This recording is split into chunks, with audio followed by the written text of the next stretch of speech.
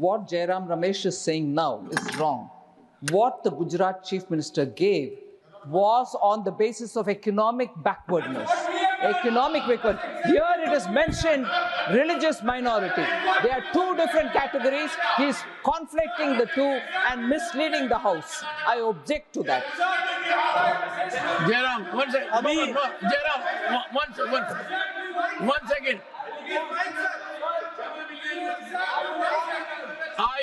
I give the floor to Jairam. Come on, what have you say? Only one. धर्म के आधार पर हमने आरक्षण की बात कभी नहीं की है। हमने धर्म के आधार पर आरक्षण देने की बात कभी नहीं की है। जहां आरक्षण दिया गया है, जैसे कर्नाटक में, वो ओबीसी के आधार पर, socially and economically, educationally backward, धर्म के आधार पर नहीं। धर्म निर्मला सीतारमण जी, ये गलत बोल रहे हैं। Nirmala Sitharaman ji, yes. Sir, sorry, sir. He may come up with any number of clarification, but he is misleading the House on this point. Even Dr. Lakshman, who has headed the Backward Commission, he should speak about it. This is misleading the House. Dr. Lakshman. I object to that. Dr. K. Lakshman. Sir, as per the Mandal Commission recommendations, there were some Muslim professionals included in the list.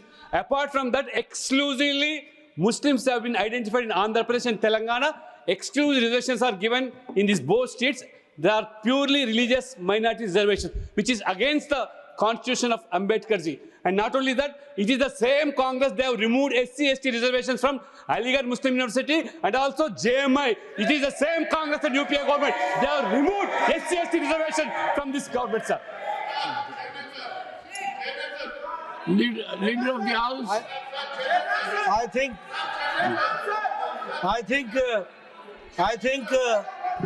now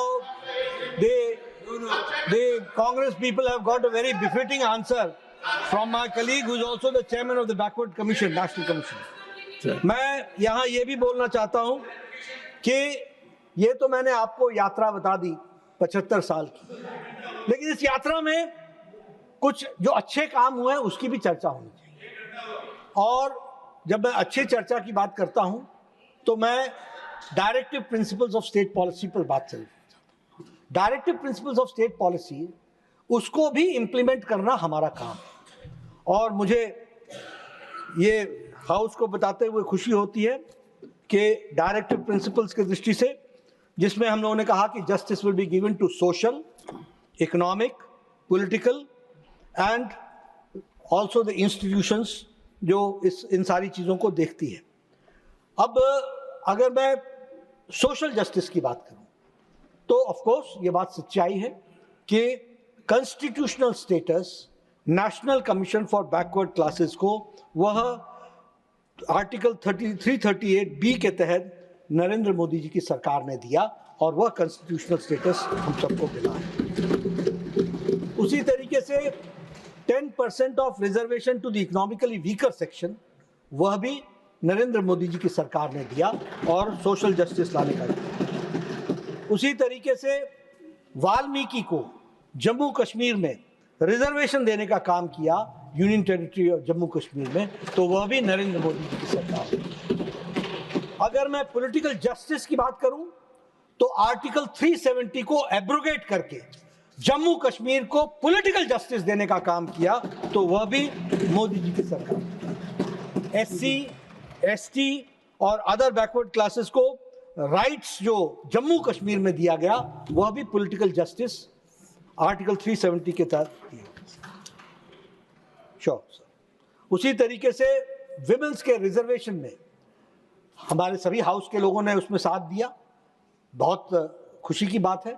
लेकिन वो political will प्रधानमंत्री जी ने दिखाया जिसमें सब लोगों ने साथ दिया और लंबे समय से लंबित नारी शक्ति वंदन विधेयक उसको पारित करके वुमेन का रिजर्वेशन देने का काम किया। एबॉलिशन ऑफ ट्रिपल तलाक, वह भी करके जस्टिस देने का प्रयास हुआ।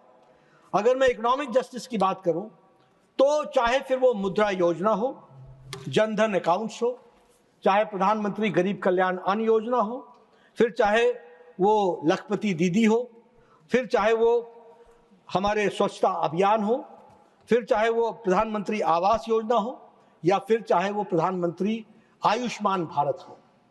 ये आयुष्मान भारत के बारे में एज हेल्थ मिनिस्टर मैं जरूर बोलना चाहूंगा। 55 करोड़ लोग और उसमें 6 करोड़ वृद्ध जो जोड़ लिए गए, 55 + 6 यानी 61 करोड़ लोगों को प्रधानमंत्री मोदी जी के द्वारा 5 लाख रुपए का प्रति फैमिली हर साल हेल्थ कवरेज देना, ये बहुत बड़ी चीज है। और इसी तरीके से आवास योजना, गरीब कल्याण अन्न योजना, इन सब ने डिप्राइव्ड क्लासेस को जोड़ने का प्रयास किया है और उनको मुख्य धारा में directive principles of state policy में जोड़ने का प्रयास किया है। मैं समझता हूं कि इस ग्लोरियस जर्नी की यात्रा, जो जर्नी रही है, यह यात्रा रही है, इसमें हमने बहुत उतार चढ़ाव देखे।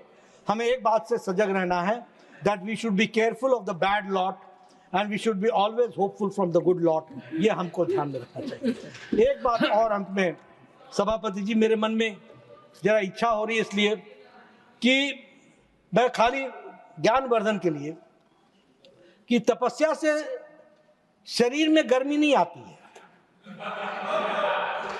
तपस्या से शरीर में गर्मी नहीं आती है, चित्त शांत होता है, चित्त शांत होता है। और चित्त शांत होता है तो लक्ष्य साफ होता है, और लक्ष्य तब साफ होता है जब नीयत साफ होती है, और जब नीयत साफ होती है तो नीति साफ होती है, और जब नीति साफ होती है तो देश आगे बढ़ता है। इन्हीं शब्दों के साथ बहुत बहुत श्री, मैं आपका आभार व्यक्त करता हूं और धन्यवाद व्यक्त करता हूं कि आपने मुझे इस ऐतिहासिक पल पर, ऐतिहासिक मौके पर, जब हम glorious journey of 75 years of our constitution उस पर चर्चा कर रहे हैं, तो आपने मुझे भी इसमें मौका दिया है।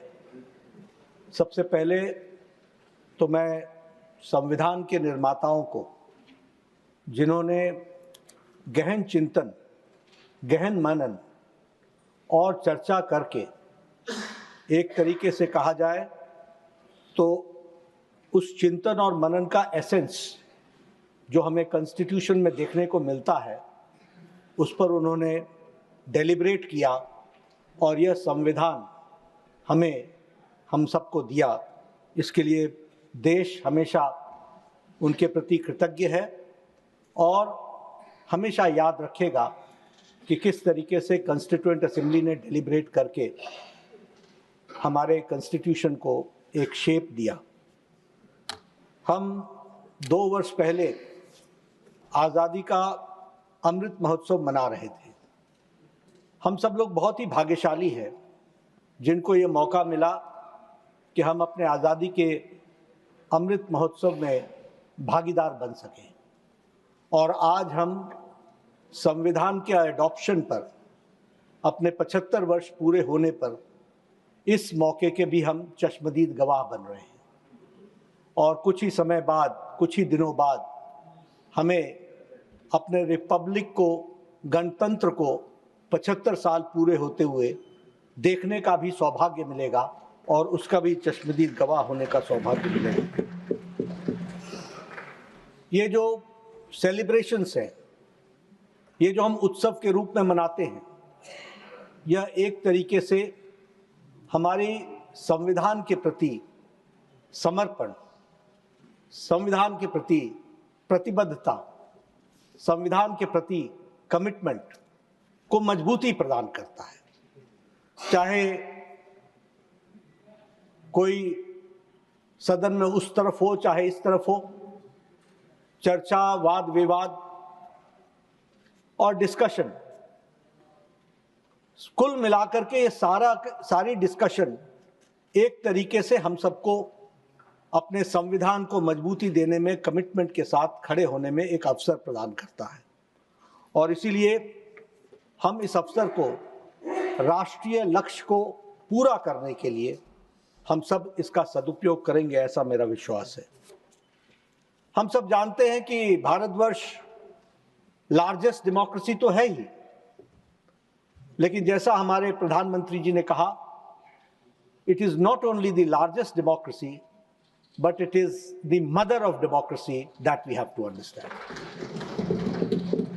यह प्रजातंत्र की जननी है, और जब हम इसको लार्जेस्ट डेमोक्रेसी की बात करते हैं तो हमें यह भी ध्यान में रखना चाहिए कि संविधान समिति के सदस्य और संविधान के निर्माता इस बात को जानते थे कि यह देश नेशन इन मेकिंग नहीं है, यह नेशन था, पुरातन देश था, और यह पुरातन देश हमारी मान्यताओं के आधार पर, हमारी संस्कृति के आधार पर, हमारे एथोस के आधार पर, हमारे पुरातन विचार पर यह समाहित था।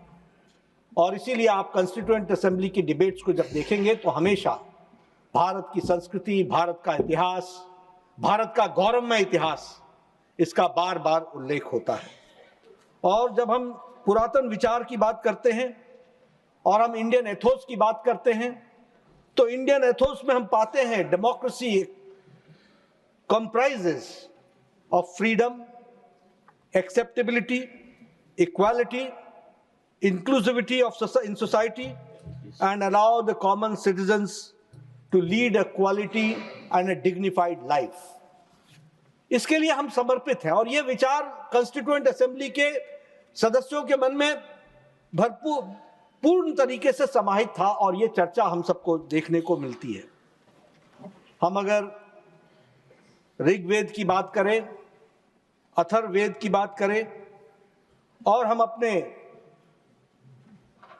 पुराने मैन्युस्क्रिप्ट्स की बात करें तो हमें ध्यान में आता है कि सभा, समिति, संसद, इन सभी शब्दों का प्रयोग हुआ है। यह इस बात को बताता है कि हमारे यहां डिस्कशन, डिबेट, डेलिब्रेट, ये हमारे एथोस में, हमारी कल्चर में, हमारे संस्कृति में विराजमान रहा है, और उसी को आगे बढ़ाने में हमारे संविधान निर्माताओं ने इस बात को रखा कि भारत पुनः उन बातों को समझकर, ध्यान रख करके, अपने गौरवमय इतिहास को ध्यान में रख करके, अपनी संस्कृति, अपनी सभ्यता को ध्यान में रख करके, वह जो ये राष्ट्र है विच इज टाइम्स इमेमोरियल, उसको ध्यान में रख करके हम अपने संविधान का निर्माण कर रहे हैं। हमें जम्बूद्वीप, भारतवर्ष, आर्यवर्त, भारतवर्ष, इन शब्दों का प्रयोग आज़ादी के बहुत बहुत पहले हम लोगों ने उपयोग में लाया। यह भी इस बात का प्रमाण है कि हम निश्चित रूप से अपनी संस्कृति को ध्यान में रख करके हम सबने संविधान का आगे संविधान का फॉर्मेशन किया। मैं यहाँ ये भी ध्यान में लाना चाहता हूँ, आजकल हमें संस्कृति की बातचीत करते हैं तो कई बार तकलीफ भी होती है कई लोगों को।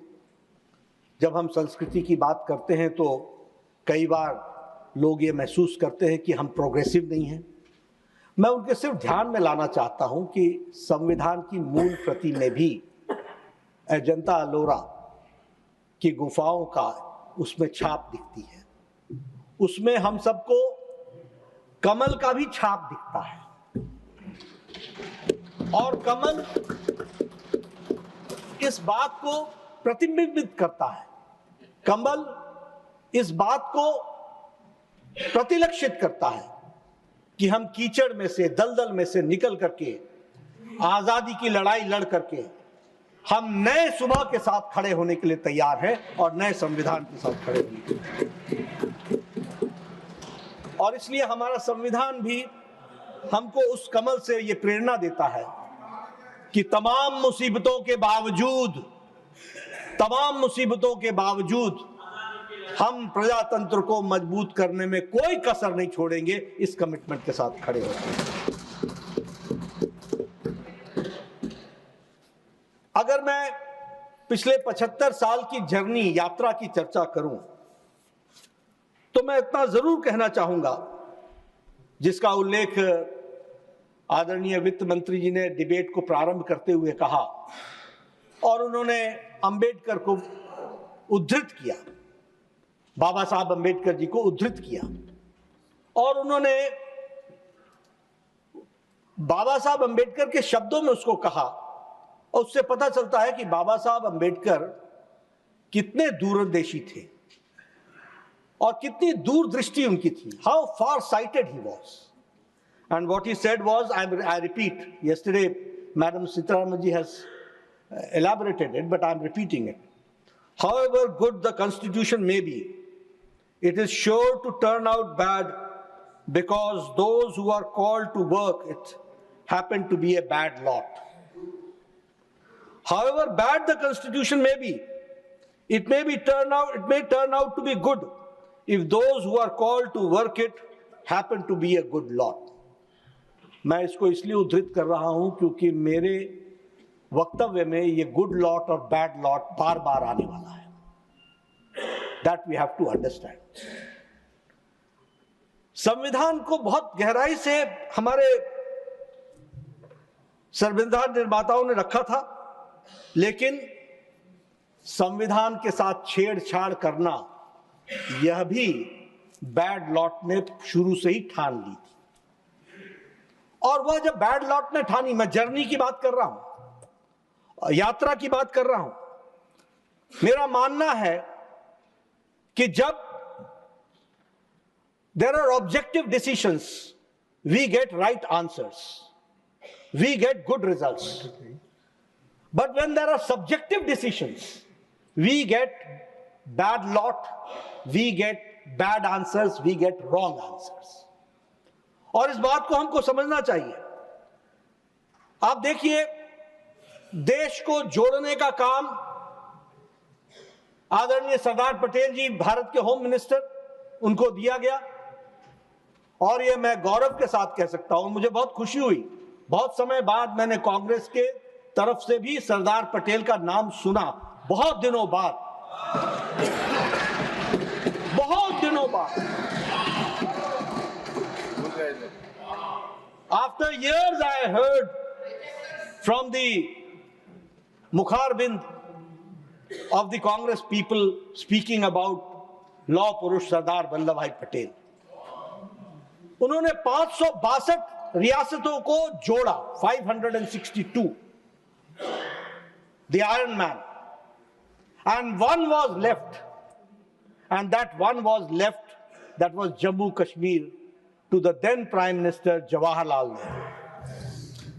माननीय नड्डा जी, एक मिनट माननीय सदस्यगण, on behalf of this august house, I have great pleasure in welcoming His Excellency Mr. Alen Simonian, President of the National Assembly of the Republic of Armenia, along with the members of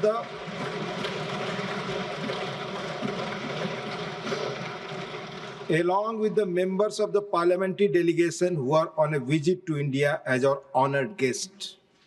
The delegation arrived in Delhi. Honorable members, the delegation arrived in Delhi from Armenia on Monday, 16 December 2024. They are now seated in the special box. Besides Delhi, they will also visit Jaipur and Agra before their departure from India. We wish them a pleasant and fruitful stay in our country. Though through them we convey our greetings and best wishes to the members of the Parliament of Armenia, the government and the friendly people of Armenia. Honorable Nataji, please. तो मैं कह रहा था कि एक जम्मू कश्मीर की रियासत, जिसका जिम्मा जवाहरलाल नेहरू जी उस समय के प्रधानमंत्री जी ने लिया था, और हम सब जानते हैं कि महाराजा हरि सिंह ने जो इस देश के साथ जम्मू कश्मीर की रियासत को विलय किया था, लेकिन एक एक्स्ट्राऑर्डिनरी प्रोविजन के माध्यम से इस बात का प्रयास हुआ कि शेख अब्दुल्ला को जम्मू कश्मीर के विषयों में इन्वॉल्व किया जाए, और उसके लिए जम्मू कश्मीर के बारे में जवाहरलाल नेहरू ने शेख अब्दुल्ला से कहा कि आप अंबेडकर से बात करो, अंबेडकर जी से बात करो, बाबा साहब अंबेडकर जी से। बाबा साहब अंबेडकर जी को जब उन्होंने अप्रोच किया तो आर्टिकल 370 जो बाद में आया, वह उसके बारे में बाबा साहब अंबेडकर ने क्या कहा वो मैं आपको उद्धृत करना चाहता हूं। उन्होंने कहा, you wish India should protect your borders, she should build roads in the area, she should supply you food grains, and Kashmir should get equal status as India. Government of India should have only limited powers and Indian people should have no rights in Kashmir. To give consent to this proposal would be treacherous thing against the interest of India, and I as a law minister of India will never do it. बड़े स्पष्ट शब्दों में बाबा साहब अंबेडकर ने शेख अब्दुल्ला के, लेकिन संविधान पर आघात तो शुरुआत हो चुकी थी। आर्टिकल 370 आया और आर्टिकल 370 के ही विरोध में मुझे यह गौरव है ये बोलते हुए कि उस समय के जनसंघ के संस्थापक अध्यक्ष डॉक्टर श्यामा प्रसाद मुखर्जी ने इस आवाज को उठाया और कहा, एक देश में दो निशान, दो विधान और दो संविधान, दो प्रधान नहीं चलेंगे। और उन्होंने बलिदान दिया। श्रीनगर की जेल में संदेहास्पद स्थिति में उन्होंने अंतिम सांस ली। यह इस बात का प्रमाण है। और श्यामा प्रसाद मुखर्जी जी के, again I will talk about the good lot and the bad lot. Shyama Prasad Mukherjee की माता जी ने चिट्ठी लिखी जवाहरलाल नेहरू जी को और यह कहा कि इसका इन्वेस्टिगेशन होना चाहिए। उनकी रहस्यमय मौत हुई है, लेकिन वह आवाज दबा दी गई, वह रिक्वेस्ट को नकार दिया गया। यह भी इतिहास के पन्नों में दर्ज है।